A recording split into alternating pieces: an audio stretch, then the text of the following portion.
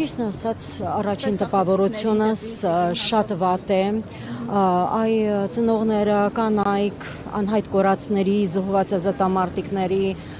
լռության րոպե են կազմակերպել կառավարության շենքի դիմաց, որին սատարում է համահայկական ճակատ շարժումը, համահայկական ճակատ կուսակցությունը եւ տպավորությունս շատ վատ է, կառավարության շենքի դիմաց կանգնած են ոստիկանները, ավելի շատ քան ծնողներն են, ես չեմ հասկանում, սա մերօրյա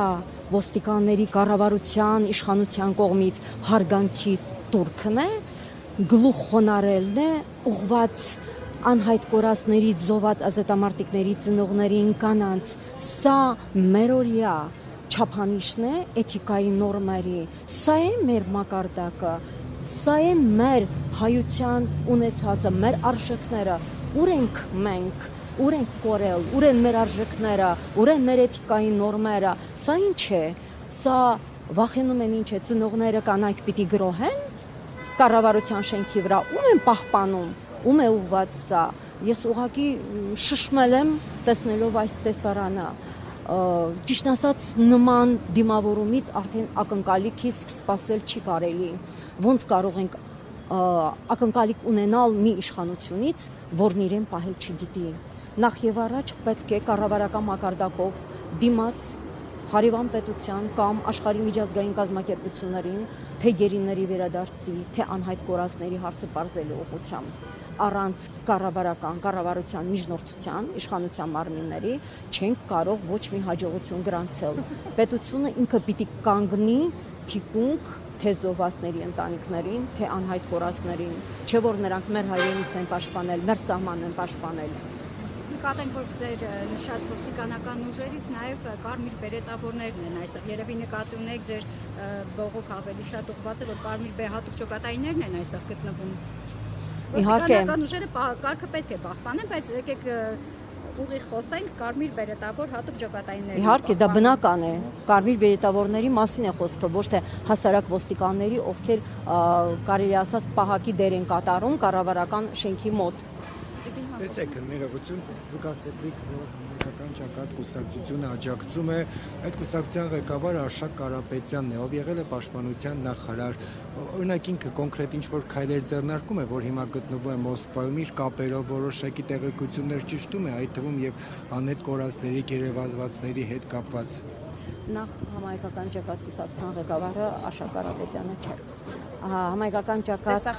կուսակցության ղեկավարը Արսեն Վարդանյանն է։ Համայնքական ճակատ շարժման ղեկավարն է Արշակ Կարապետյանը։ Իհարկե, բոլոր ակցիաներին, բոլոր կազմակերպած ցույցերին, նստացույցերին համայնքական ճակատ շարժումը եւ համայնքական ճակատ կուսակցությունը բավականին ակտիվորեն մասնակցում է եւ մասնակցում է գերիներին իշխանություններից պահանջելու, որ գերիներին հետ վերադարձնենք այդ կուսակցության ներկայացուցիչները եւ շարժման ներկայացուցիչները։ Ինչ վերաբերվում է, ինչ առարկայական չեմ կարող կոնկրետ ես անհատը ինչ որ առանձին առանց պետություն ներկայացնելու, առանց լիազորություն ունենալու համապատասխան գերատեսչության, ինչ որ քայլ ձեռնարկել արտաքին աշխարհի հետ։ Ես պիտի ունենամ այդ գերատեսչությունների միջնորդությունը կամ լիազորությունը, պիտի լիազորված լինեմ, որ այդ հարցով զբաղվեմ։ Ինչ վերաբերվում է Արշակ Կարապետյանին, ապա ինչպես գիտեք, նա հետապնդման մեջ է եւ չի կարող պետության անունից հանդես գալ, պահանջել գերիներին կամ էլ Հայաստանից պահանջել, որպեսզի թեպետև էլի պահանջում են, պահանջել, որպեսզի ինքը բանակցություններ վարի եւ մեր գերիներին վերադարձնի։ Մի գլուխ խոսում ենք խաղաղության պայմանագիր ստորագրելու մասին, բայց չենք դնում մեր գերիների վերադարձը։ Չէ որ նրանք են հայ, անկախ նրանից, ինչ պաշտոն են զբաղեցրել, ինչ դիրքում են եղել հասարակ զինվորականից սկսած մինչև վերնախավ, ովքեր գերին են, բնական է թշնամու թուրքի ձեռքում են, հետևաբար առաջինը նախ եւ առաջ պիտի պարտադրվի, պահանջվի վերադարձ, հետո սկսվի խաղաղության թեմայի շուրջ քննարկումներ, ոչ մի կետ չի կարա ստորագրվի։ Ինքն էլ այդ խաղաղության պայմանագիրը դա էլ ապուչիկ, ոչ մի խաղաղության պայմանագիր չի ստորագրվի, եթե մեր իշխանությունները այս դեպի են սրանք են։